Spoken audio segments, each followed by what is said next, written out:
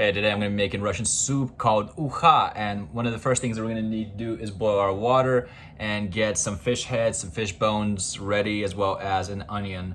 Now, you don't necessarily need to use fish bones and fish heads, however, it will make the flavor a bit better, a bit stronger, and you're wasting a lot less with the fish. You can, however, take a little piece of whatever you're cooking. Today I'm going to be cooking salmon, and you can just use that to make the broth.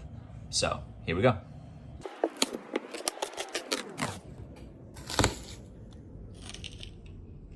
Okay. And by the way, this is a homegrown low purple onion, and it is the Creole variety down here in Louisiana. So I'm mixing a little bit of both cultures of cooking the seafood slash fish, which should be pretty interesting. So I'm cutting these up not too finely, mainly because they're going to be used as seasoning that, and my girlfriend does not like onions, so she needs to be able to see them. Bowl. Onions going bowl waiting. All right, next step, some garlic. As you can see, it's been a slightly better garlic year than an onion year. However, we're still making do. I am on the tail end of all my homegrown onions, so for next year, I'm gonna be starting them from seed. If that's something that you're interested in watching, keep in mind, this is also a gardening channel as well as a cooking channel. So we are going to be making the broth with all these ingredients. We're going to be letting it simmer for about 30 minutes after we add everything into it. As soon as we're starting to feel a bit hungry, going to be removing the fish, and we're going to be putting in our fish that we're going to be eating. The reason you don't really want to eat the overcooked fish is just it's not going to taste very good. I mean, you're more than welcome to do that. However, I feed it to the 3 stray cats that live outside, and they quite appreciate the hefty servings of salmon every once in a while. So if your husband or your wife, for whatever reason as well, I'm gonna be inclusive here, likes to go fishing and always makes you cook, keep in mind I am saying this as I am the one making our food. You can always use the remains in some kind of way. I prefer to try to make fish fertilizer. However, if I have cats nearby, I will give the cats the remains. That is why I say that you can use fish skeletons, fish bones, and fish heads in order to do the broth instead of wasting anything. However, I am saying all this from a very frugal mindset, as this is something that you can make as you're going camping, as you're going fishing. All you have to do is bring a little bit of onions, a little bit of garlic, a little bit of carrot, and a pot with some water. Or you could just boil your own water if you're feeling risque. However, I would never trust the water out there unless it fell from the sky and in a reliable area. Just stuff that you pick up as a biologist that you just really don't trust nature anymore. So as I am dawdling, I am probably going to cut it here, and then we are going to pick up once the water has boiled. And this I'm cutting up a little bit more finely so that way I can sneak it under the radar. Garlic is just such a great immune booster as well as a flavor additive that everyone just should always be growing it. I don't know why I'm not growing as much of it. However, I am realizing that me, myself being made out of meat, I'm also being susceptible to being spiced. So I am currently seasoned as well.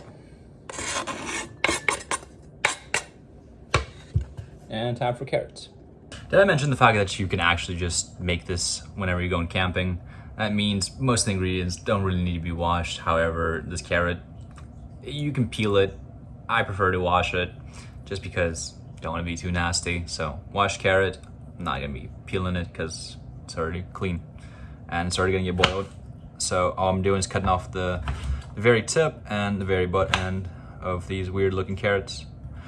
And I'm slicing them relatively thin into just regular circles that they come in.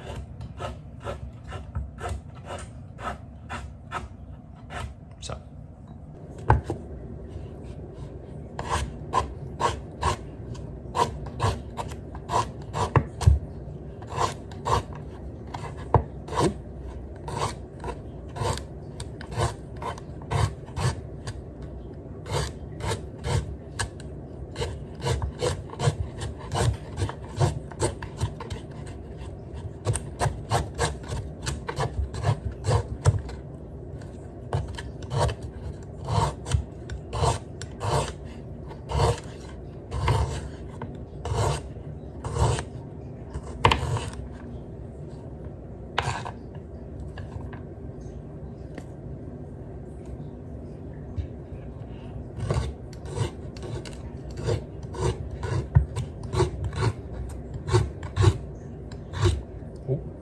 space.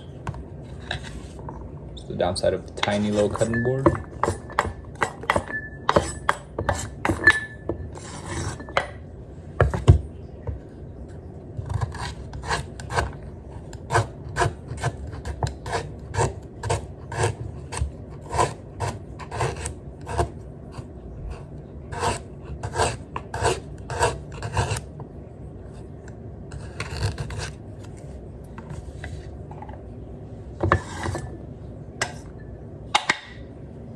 All right, a step that they forget to show you on camera most of the cooking videos, but you do need to clean up all the wrappers.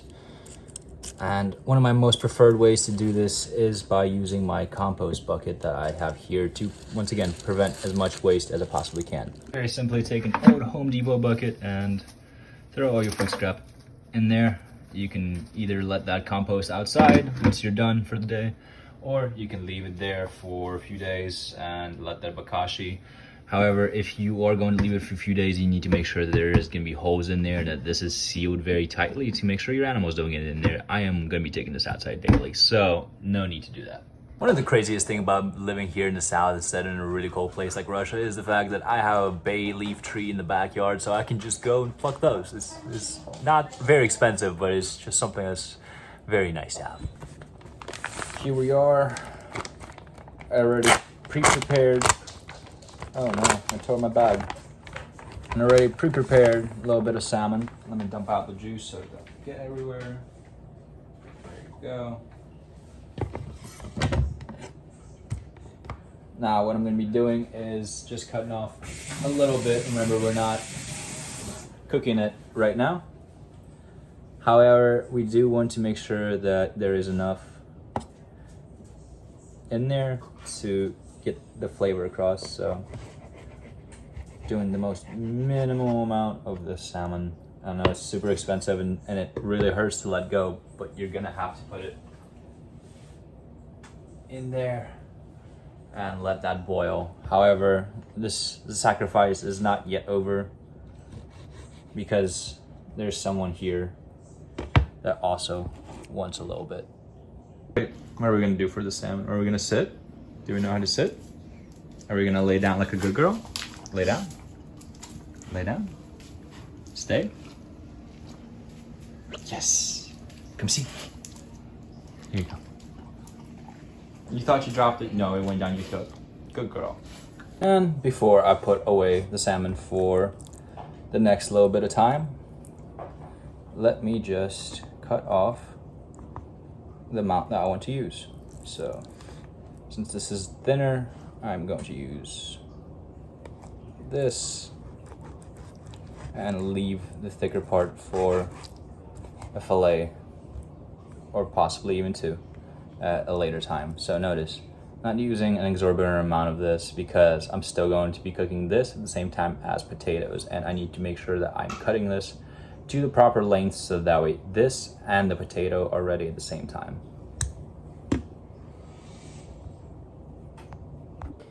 I don't know, there's something about not wanting to take the space to grow potatoes. However, every time I go to any, and I mean any store around here, the potatoes really expire all within a week. And don't tell me that I'm not storing them properly, because I keeping them away from light and exactly the right amount of temperature that they require in order to not germinate. I know that because I've tried to germinate them on numerous occasions. However, with potatoes, it's not really called germinating, it's called chitting. It's whenever they start sprouting eyes. So like that happens with time, naturally on its own. And for the most part, these varieties that I've been buying are, for whatever reason, expiring almost instantly. I've been buying gold, I've been buying russets, it doesn't really matter. It doesn't save them at all, so. All right, now all that's left is the potato, and I need to peel that. One moment. So that's the potatoes peeled. So now we're just gonna chop them up. These need to go into relatively small portions, especially these large russets. So remember to cut it in half and then just start dicing. You can also just cube it. Not cubing it will also work.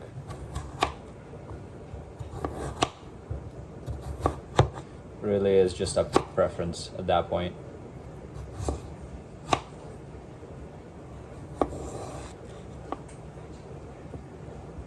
I've always wanted to try this. All right. That seemed to work out. I don't know what this is about, but we only have perfect potatoes around here.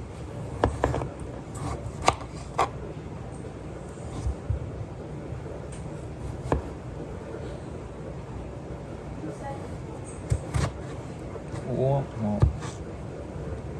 There we go.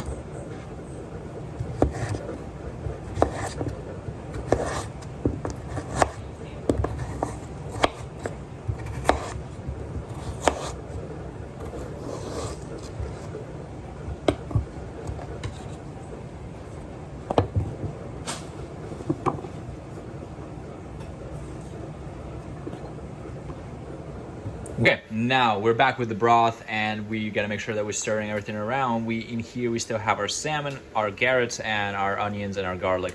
However, we're still missing a couple of spices, including black peppercorn, salt, and you guessed it, some more cayenne pepper, because I like spicy things. We're in the South. So my girlfriend doesn't like spicy things, and this one's called the ahi chambo. It is 300,000 Scoville units, and this would nuke us both and send us to the ER. What I'm gonna do is gonna make sure I don't add this. Instead, what I'm gonna add is a cayenne pepper. This cool jar where I keep my dehydrated pepper. Here's some black peppercorn.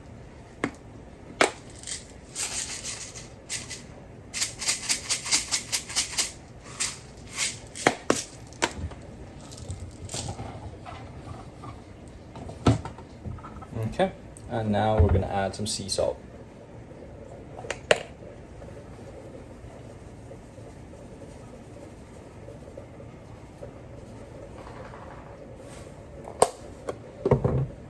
Taking care of itself. I would step outside to go get the green garlic right now, but it is currently pouring, so in about 5 minutes, once it's ready, I'm gonna take a step outside, cut up some more green garlic. Now this won't do. I actually did forget to tell y'all to put in some dill. This is my dried herb shaker full of dehydrated dill. However, fresh dill is also always very good. However, it is the middle of the summer, so despite succession sowing my dill constantly every 2 weeks, I still don't have that very much of fresh dill at this exact moment. So this gives it that nice aroma that I've remembered since I was a child. So this is exactly what I've been missing. All right, let's see what the cat's up to. She said meow. What about that guy? Here's some salmon for you, love. Y'all figure out how to split that. These American cats are real spoiled. Only one of them really goes for the salmon. There he is, the champ. All right. Y'all really don't know what to do with fish. This one tried to catch a bird today and does not know what to do with fish. Soup is just about finished. As soon as the potatoes are done cooking, the fish is already basically finished. It's ready to serve. Ladies and gentlemen, this is why you put your greens closer to your house. So that way, you don't have to get absolutely soaked trying to go for them. Right, now it's ready to eat.